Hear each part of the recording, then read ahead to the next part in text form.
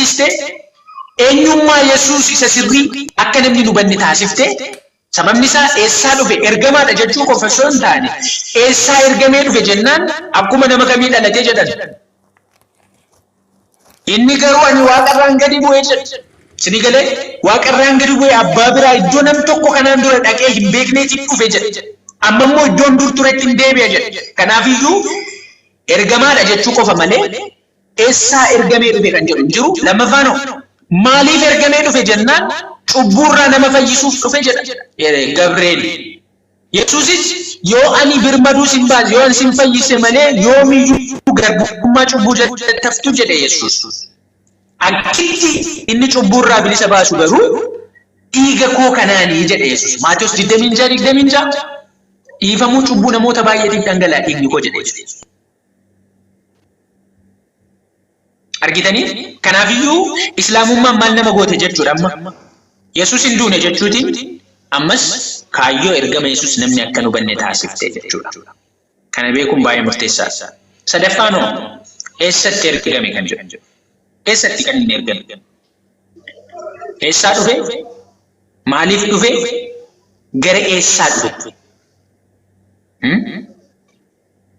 Wangeelii Yohaannis boqonnaan 3 lakkoofsi 16 maal jedha Waaqayyo tokkicha ilma isaa amma kennuufitti biyya lafaa jaallatee jedha Waaqayyo akkasitti tokkicha ilma isaa amma kennuufitti biyya lafaa jaallatee Yesuus Yesuusuma dubbate sini galee kun immoo kana man hundinuu jireenya bara baraa qabaatu malee qabaatuuf miti look macaafni qulqulluun ifa bor yoo gowwoomtan isinumatu bada barumsa wallaalchisaa ta'een yoo gowwoomtan dhugaarraa yoo baddan isinumatu bada garuu Yesuus gara biyya lafaa kanaatti namuu hundumaaf biyya lafaatiif fayyina ta'uudhaaf fayyina cubbuu gatii cubbuu dhala namaaf kaffaluudhaaf garuu wanti ani akkasiin hubattan barbaade maanni lakkoofsa 9 irra kan jiru kana lakkoofsa 9 irra kan jiru amma ol ba'e yommuu jedhu maal jechuu isaati kan jedhu jechuudha duraan immoo gara iddoo gadiitti biyya lafaa kanatti gadi bu'ee kan jedhu jechuudha galee isa kana beekuun baay'ee murteessaadha gadi bu'ee jechuun Kiristoos waaqummaa isaa isa duraan qabu ture akkasuma immoo gara lafaa dhufeeti namummaa fudhatee kan jedhudha jechuudha. Na Phaawulos amma gadi bu'ee jechuun maal jechuudha? Amma ol bu'ee jechuun maal jechuudha? Dura biyya isa gara iddoo gadiitti bu'ee jechuudha jechuudha. Waan kana sirriitti nuuf ibsa jechuudha. Lakkoofsa 10 irratti maal jedha? Wanti baay'ee akkasiin hubattan ani barbaade garuu lakkoofsa 10 irra isa jiru. Lakkoofsa 10 irratti maal jedha? Isuma gad bu'e sanatu waaqaa fi lafa ulfina isaatiin guutuudhaan heertuu ani baay'ee jaalladha. Isuma gad bu'e sanatu waaqaa fi lafa ofii isaatiin guutuudhaaf bantii waaqaa gararraatti ol ba'e. Maqaa Waaqayyoon galateeffamudha. Maal nuun jechaa jira? Waaqaa fi lafa ofii isaatiin guutuudhaaf.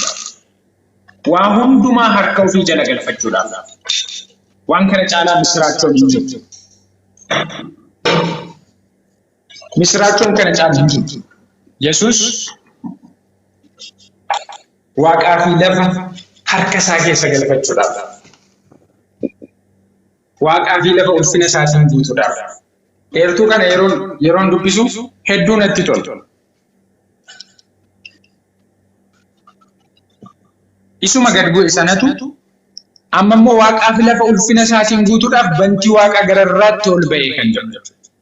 Efesoon keessatti kana wal bira qabdanii ilaaltu jedhee kana yaadu Efesoon boqonnaa 1 lakkoofsa 20 kaasee kan jiru sana kan nuti kanaan dura ilaallee turre jechuudha. Yesuus gara ulfina isaatti yeroo inni ol bahee waa hundumtuu harka isaa jala akka inni gale. Kiristoos fannoo irratti du'uudhaan mo'icha dhala namaaf ergaa galmeessee booddee waa hundumtuu harka isaa keessa akka gale. Kan ammoo Yesuus ofii isaa dubbatee jira Maatiyos boqonnaa 28 lakkoofsa 18 irratti egaa gooftummaan hundinuu waaqa irrattis lafa irrattis anaaf kennameera jedha Yesuus. Maatiyus boqonnaa 18 28 lakkoofsa 18. Gooftummaan hundinuu waaqa irrattis lafa irrattis naaf kennameera jedha. Kanaaf as keessatti kan nuti arginu anan kan hedduu akkasiin irratti xiyyeeffatanii ilaaltan kanan barbaadu isatti aanee kan jiru jechuudha. Erga gara samiitti boojuu boojee erga ol ba'e moo'icha guututti dhala namaaf galmeesse kaayyoo dhufeef guututti raawwatee gara samiitti erga ol bahee immoo namootaaf kennaa kenne kan jiru jechuudha. Namootaaf kennaa kenne kan jiru.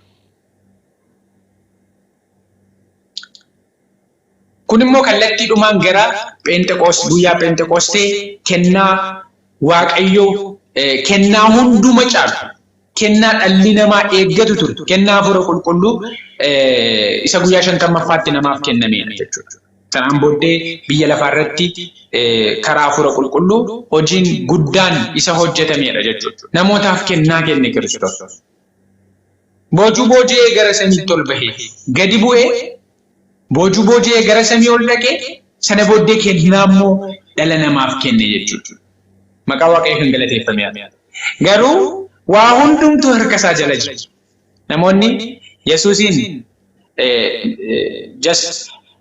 heertuu kana kontekstii ilaalcha warra Islaamummaatii yeroo ilaaltan jechuudha. Yesuusiin gara samiitti ol bahe yeroo jedhu bakka achuma iddoo tokko qucci jedhee waan ta'e wayiitti fakkaata jechuudha. Namoonni yeroo yaadan ni jechuu kooti. Garuu heertuun kun maal jedhaa?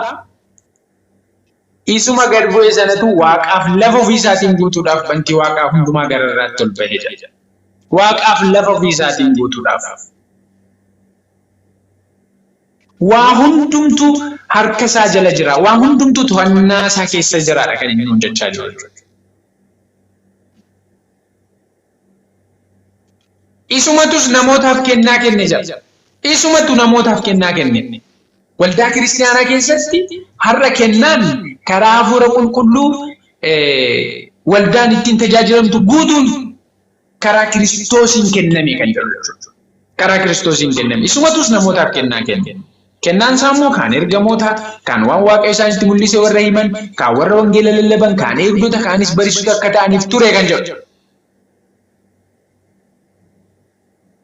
Waa hundumtuu karaa Kiristoosiin kun. Waan hundi kan nuti argannu karaa Kiristoosiin kun. Yesuus malee milkaa'inni tokkollee hin jiru. Dacheen kun, hawwaan kun guutuun uumamni hundumtuu harka eenyuyyuu hin jiran. Harka Yesuusii kan isaan jiran. Uumamni guutuun harka Yesuusii kan isaan jiran. Kanaafidha.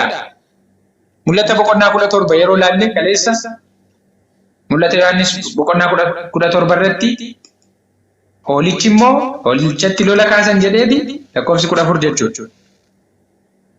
Hoolichi immoo moo'icha isaan irratti hin qabaatee sababni isaa inni gooftaa gooftotaa mootii moototaas waan ta'eef. Yesuus gooftaa gooftotaa mootii moototaa waan ta'eef. Maqaa Waaqayyoo kan galateeffame. Innaa iddoo kanatti sirriitti kan hubatamuu qabu waa'ee kanaati jechuudha. Innaa Kiristoos gadi bu'ee jalqaba gadi bu'ee gara iddoo gadiitti gadi bu'ee gara biyya lafa kanaatti gadi bu'ee jechi jedhu kana kaleessa sirriitti dubbadheen jiranitti fakkaata. Kiristoos gadi bu'e yeroo jennuyyuu gadi bu'e yeroo jennuyyuu Filiiphisius boqonnaa 2 wajjin wal bira qabnee yeroo ilaallu jechuunti gadi bu'e jedhu sun gad of deebisuu of keessatti hammataadha. Gad of deebisuu of keessatti hammata. Gad of deebisuu Yesuus. Filiiphisius boqonnaa 2 lakkoofsa 5 kaastanii ilaaltan yaada garaa isa Yesuus qaba ture qabaadha erga jedhee inni bifa waaqummaatiin utuma jiru ulfina waaqummaa isa abbaa isaa wajjin wal isa qixxeessu waan qabatanii itti hafanitti hin lakkoofne inni ulfina sana gadhiisee bifa garbummaa uffate fakkaattii namummaatiinis dhalate waa hundumaanis nama ta'e argame jira.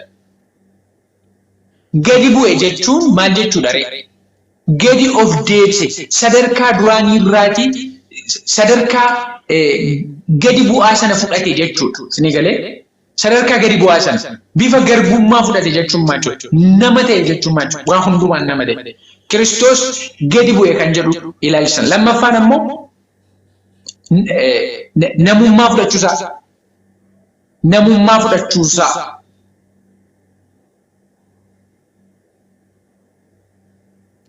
Waan jechuu barbaade bakka lamatti akkasiin qooddattan hin barbaadu. Waaqummaa irraatii gara namummaatti dhufuusaa. Akkasuma immoo namoota gidduu jiraachuusaati jechuudha wanti iddoo kanatti inni dubbachaa jiru. Gadi bu'ee kan jedhu jechuudha.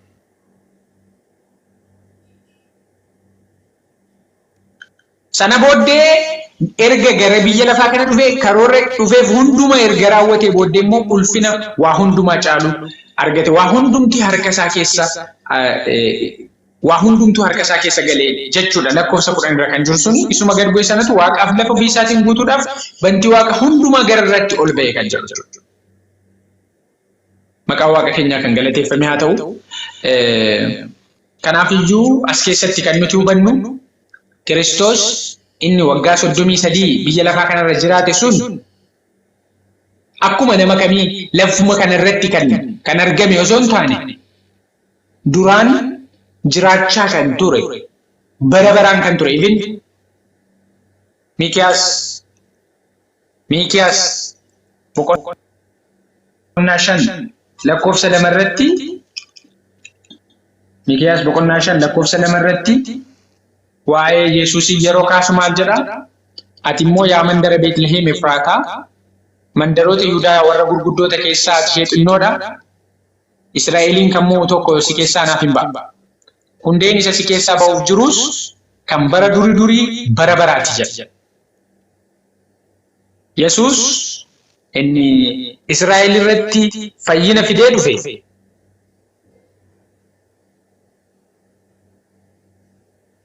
Israa'el irratti mootii ta'e. Miikiyaas boqonnaa 5 lakkoofsa 2. Hundeensaa kan bara durii kan bara baraati kan jedhu. Inni alfaaf omeegaadha jechuudha. Inni isa jalqabaaf isa dhumaati jechuudha. Jalqabbiinsaa gaafa Maariyaam irraa dhalateedha jedhanii yaaduun gowwummaa guddaadha. Gaafuma Maariyaam irraa dhalate sana jireenya jalqabee kan jedhu jechuudha. Heertuun kun sana morma jechuudha. Inni gadi bu'ee hin jedha waan ta'eef. Inni gadi bu'ee jechuun duraan iddoo ol ka'aa irra ture jechuudha. Kanadha warri Yihudoonnis yeroo baay'ee kan isaan falmaa turan. Akkamitti namichi kuni ani Abrahaam duran jiraadhe jedha. Akkam Abrahaamin argee kunoo waggaa 50 hin finne jechaa turan. Kana jechuun umurii Yesuus guyyaa inni Maariyaam irraa dhalate irraa kaasanii herreeguu waan barbaadan jechuudha. Akkuma warri Musliimaa har'a taasisan sana jechuudha. Kiristoos garuu ani Abrahaam dura ture jedheen. Waaqarraan gadi bu'e jennaan inni akkamitti waaqarraan gadi bu'e jedhanii kunoo haadha isaa abbaa isaa beekna miti obbolaan isaa kunoo as miti jedhanii. Wangeelaanis boqonnaa 6 lakkoofsa 41 fi 42 yeroo ilaaltan kana dubbata. Warri Yihuudoota waan inni ani buddeena isa waaqarraa gad bu'eedha ofiin jedheef isarratti guungumanii. Isaan kun Yesuus ilma Yoosef isa abbaa isaa fi haadha isaa beeknu miti amma attamitti waaqarraan gad bu'e jedharee jedhanii jedha. Maaf waaqarraan gad bu'e jedhani. Otoo haadha isaa abbaa isaa otoo beeknu asumatti utuu dhalate nu gidduutti dhalate otoo jiru akkamitti waaqarraan gad bu'e jedha. Gaaffiima Musliima har'aati. Akkuma Yihuudoota yeroo sanaa Yesuusin qucci godhanii sadarkaa namoota kan biraa keessa kaa'uu barbaadu. Bakka inni Museen Abrahaam nabii eenyu jedhanitti eenyumaa wajjin wal qixxeessuu barbaadu. Isinii galee Kiristoos Yihuudoonnis yeroo sana akkasuma gochaa turan. Yihuudoonnis yeroo sana maalidha kan isaan gochu? Akkamitti waaqarraan gad bu'e jedhanii. Inni garuu gadi bu'e. Kana jechuun hundee isaa kan bara durii kan bara baraati jechuudha. Isa durii bara baraa turedha. Malee akkuma nama kamii gaafuma namni kamiyyuu haadha isaarraa gaafa dhalatu jireenya jalqabe sanatti akkasitti jireenya jalqabe miti jechuudha. Nuti Yesuusin amanna baay'ee.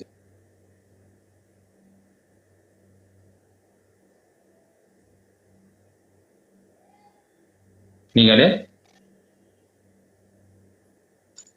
Innaa heertuun Yohaannis boqonnaa Efesoon boqonnaa 4 lakkoofsa 7 hanga 10tti kan nuti argannu kun walumaa gala maal nuun jedharee Yesuus inni akka safara isaatiitti kennaa hunduma keenyaaf kenne akka safara isaatiitti nama wal caalchisuun hin jiru bari sababa garuu immoo akkaataa nuti ittiin hojjechuu dandeenyuun ayyaana inni nuuf kenne Yesuus inni nama ta'ee nu gidduu jiraate Yesuus duraan waaqarraa gadi bu'ee achiin booddee immoo boojuu hunduma boojee injifannoo guutuu galmeesse gara bantii waaqa gararraatti ol bahee nuun jechaadha. Achiitii immoo waa hundumtuu harka isaa jala jira jechaadha. Isumatu kennaa namootaafis kenne, isumatu waldaa kiristaanaa har'a gaggeessaa jira kan inni jechaadha. Ni galee? Maqaa Waaqayyoo kan galateeffame haa ta'u. Innaa Yesuus isa kanadha kan nuti waaqessinu. Yesuus isa kanadha kan nuti waaqessinu. Sababii waaqessinuuf qabna jechuudha. Maqaa Waaqayyoo kan galateeffame haa ta'u. Ani kanuma jechuun barbaada. Namoonni yaada dabalataa akkasuma immoo mata duree kanarratti gaaffii qabdu taanaan gaafachuu ni dandeessu.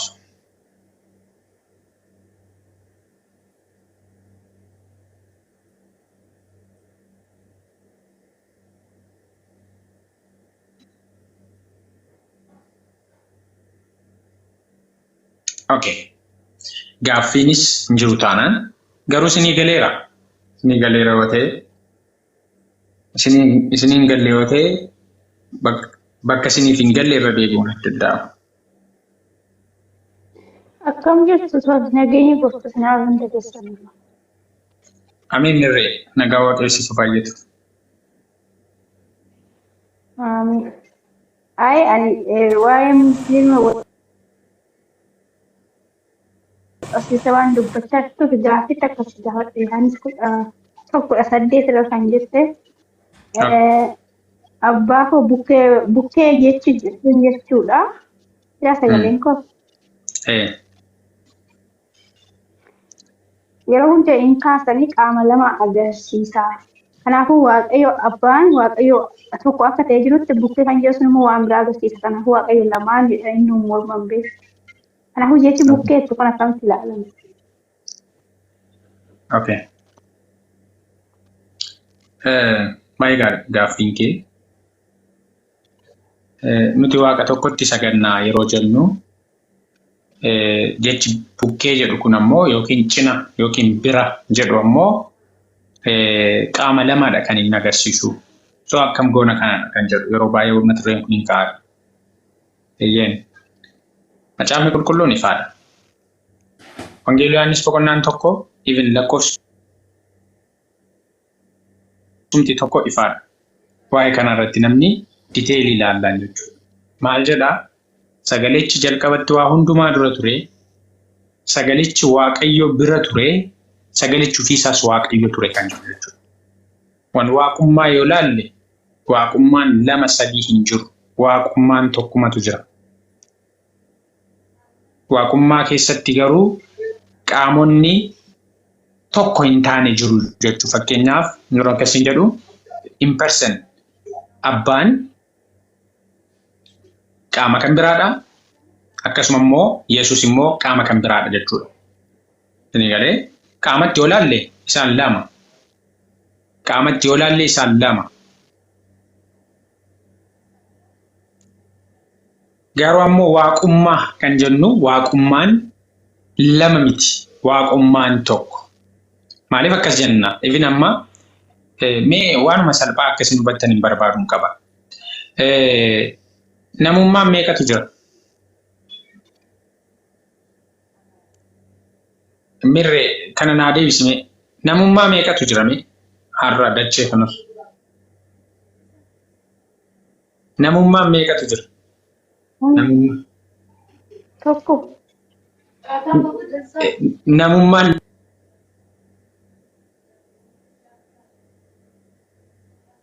jira. Namni garuu meeqatu jira? Namni garuu biliyeena meeqatu jira isinii galee? Namni biliyeena meeqatu jira dachee kanarra jechuudha. Anamma wanta akkaataa nuuf galuuf jedheetaniin yaada kana fayyadamaa jira malee waaqummaa waan jennu waaqummaan tokkumadha. Kanaaf akka Yesuus wangeela Yohaannis boqonnaa 10 lakkoofsa 30 irratti aniif abbaan tokko kan inni isaan jedhe. Aniif abbaan tokko kan inni jedhe. Kana jechuun qaamaan tokkodha jechaa hin jiru Yesuus. Qaamaan immaa isaan lamaadha. Garuu haa ta'uyyuu malee waaqummaatiin tokkodha jechuudha. Waaqummaatiin tokkodha. Kan ammoo qaamaan isaan lama akka ta'an kan inni ibsu immoo wangeela Yohaannis boqonnaa 17 irratti lakkoofsa 24 irratti Yesuus maal jedhee yaa abbaa jedhe akkuma aniif ati tokko taane warri ati naaf kennite kunis tokko akka ta'aniif sin kadhadhaa jedhe. Kana jechuun tokkummaa abbaa fi Yesuus gidduu tokkummaadha malee qaamaan osoo hin taane qaamaan tokko ta'uu osoo hin taane kan inni ibsu. Mata duree ittiin tokko ta'an qabaachuu jechuudha. Isaan ergamaan tokko ta'uu, hafuuraan tokko ta'uu, yaadaan tokko ta'uu. Ifi macaafni qulqulluun maal jedhaa? Waaqayyo seera uumamaa boqonnaa 2 keessatti isaan lama miti isaan tokko jedhe Addaamii fi Hewwaaniin. Isaan tokko jedhe. Qaamaan garuu isaan meeqa? Qaamaan isaan lama. Garuu isaan tokko kan jedhu jechuudha. Kanaafiyyuu wanta bukkee kan jedhu sana cina kan jedhu yeroo tokko namoonni tarii mirreen hin deemte namoonni yeroo tokko waan kana irratti hubannaa gadi fagaate yeroo hin qabaanne jiru yeroo tokko jechuudha. Waaqayyo hafuura yeroo jedhamu personalitii akka waaqayyo hin qabnetti namoonni kaasan jiru jechuudha. No, waaqayyo hafuura qaama hafuuraas qaba jechuudha. Inni galee waaqayyo hafuura qaama hafuura qaba. Innaa kanaafiyyu abbaan persanii tokko Yesuus immoo persanii kan biraadha jechuudha. Isa kana sirriitti adda baasanii hubachuun baay'ee murteessaadha. Baay'ee murteessaadha. Kanaaf Yesuus abbaatu na ergee abbaa keessan isa waaqarra yaa abbaa jedhee kan kadhatu. Innaa wantoonni kun hundumtuu kan isaan argisiisan waa'ee jiraachuu qaamaan Waaqayyo abbaa fi Yesuus garaagarummaa akka isaan qaban kan ibsuudha jechuudha. Ni galee innaa akkasi. Mirreen baatee jirti. Okay. Gaaffiin kan biraa yoo jiraate danda'a. Eebbifamii tola isaa gooftaan si haa eebbisu ayyaanni isaa siif haa baay'atu. Gaaffii kanarraa adda ta'een qaba na deebisuu dandeessaa moo yeroo biraa si gaafadhu? Okay. Mata duree kana yoo xumurree booddee hoo ta'e baay'ee gaarii natti fakkaata. Mata duree kan biraa keessa kan seenne.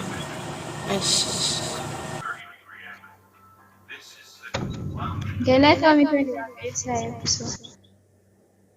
Ameen. Waaqayyo dachaa si eebbisu illee beekti. Paaster baga nagaan dhuftan. Galatoomii Tolasaa wanta amma ka'e irratti wanta baay'eedha kan kaaftee barsiisaa turte. Wanta amma ka'e kana jecha amma ka'e kana kan buleettiin keenya gaafatte waan asirraa namoonni addana keessa jiran akka isaan baratanii darban kanan barbaadu jechoota akkasii funaananii namoonni dhiyeessanii kaayyoon isaanii maalidha? Dhuguma jechichatu hiikaa akkasii qabaayyuutu akkasittiin hiikkataa jiru moo? Kaayyoon isaanii carraa kanatti fayyadamanii wangeela nurkatti busheessuudha. Amantii nurkatti busheessu, Kiristoosiin isa nuyi amannee fudhanne busheessu, kitaabni qulqulluu sirrii akka hin taane nutti himu. Okay? Kanaaf wangeela nurkatti busheessanii akka nuyi amantii keenyarraa galagallu yookiin immoo amantii keenya akka nuyi laaffifnu gochuudha kaayyoon isaanii. Namoonni jechoota akkasii fayyadaman. Kana beekuudhaafi karaa kan biraa kitaabni qulqulluu loqoda naannoo kamiitiin barreeffame naannoo sanatti immoo jechi kun hiikaa maalii qabaa jedhanii ilaaluun akkuma tamma ibsite ga'aadha kan inni ta'u jechuudha. Walumaa gala garuu namoota wangeelatti amanan jalqabuma isaa namoota kitaaba qulqulluu sagalee waaqayyooti jedhanii amananii hin fudhanne wajjiniin eertuu kitaaba qulqulluu keessatti barreeffame irratti wal falmuun barbaachisaa miti. Nuyi kitaabni qulqulluu sagalee waaqayyootiin ni amannee waan fudhanneef sababii sanaafidha kan nuyi isarraa dubbifannu, sababii kan nuyi ragaa achirraa fudhannu, isarraa kan nuyi wal barsiifnu, sababii isa amannuufidha. Warri isatti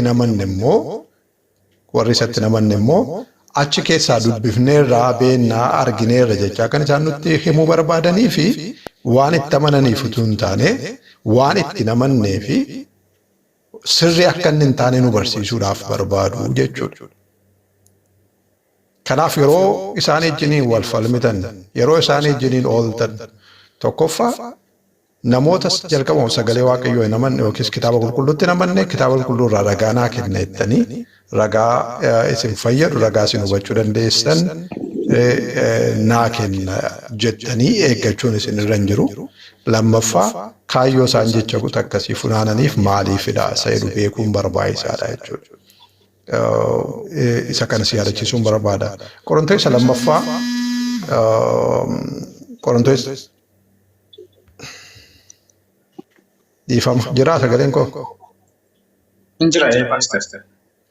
Yaa Qorontoos lammaffaa boqonnaa 2 mee lakkoofsa isa dhumaa lakkoofsa 17 nu dubbisi tola isaa. Isa kana akka hundumti keessa yaadaan akkasiin qabdan yaadannoo gootanis akkasiin barreeffattan barbaada. Qorontoos lammaffaa boqonnaa 2 lakkoofsa 17 yookiin immoo lakkoofsa dhumaa. Okay. Nuyi akka warra Waaqayyo biraa ergamaniitti karaa Kiristoos fuula Waaqayyo duratti garaa guutuudhaan dubbanna malee akka namoonni baay'een dubbii Waaqayyoo mi'a harkatti gatii dhabee fakkeessanitti miti jedha. Irra deebii sirriitti dhageenyu. Okay. Nuyi akka warra Waaqayyo biraa ergamaniitti karaa Kiristoos fuula Waaqayyoo duratti garaa guutuudhaan dubbanna malee akka namoonni baay'een dubbii Waaqayyoo mi'a harkatti gatii dhabee fakkeessanitti miti jedha. Okay, namoonni maal godhan jiru jechuudha? Dubbii Waaqayyoo mi'a harkatti gatii dhabe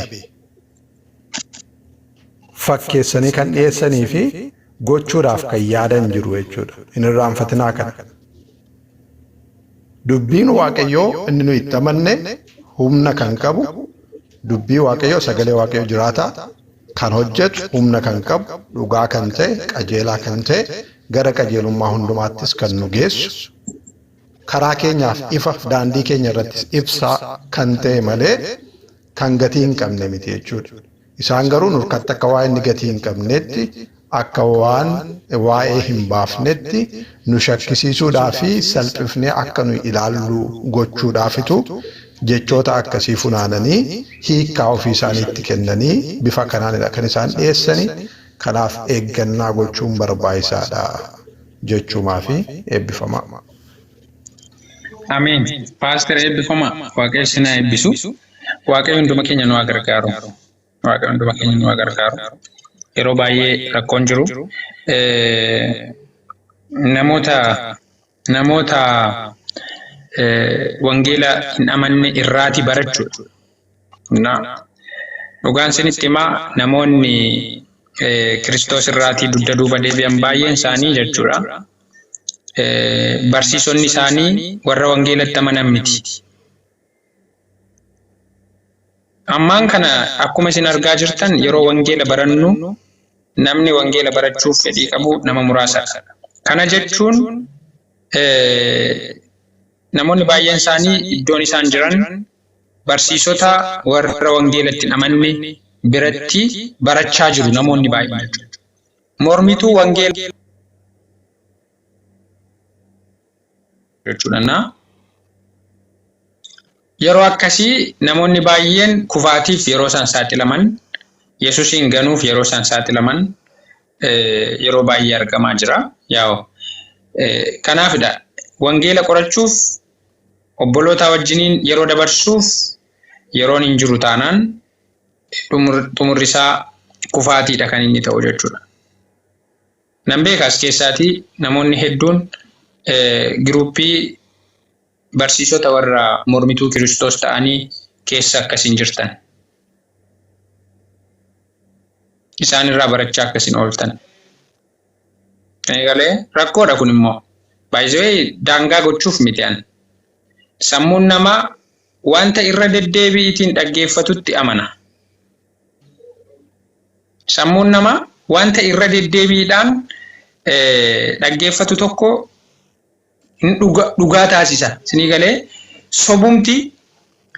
sobumti irra deddeebi'ee yeroo haasa'amu dhugaa fakkaata. Akkasuma immoo soba miti. Namni hanna gaafa jalqabu rifachuu danda'a yookiin immoo itti hadhaa'uu danda'a hannumti jechuudha. Isinii galee garuu keessa gaafa turu gaafa 2-3 jechuu jalqabu gaafa 2-3 fudhachuu jalqabu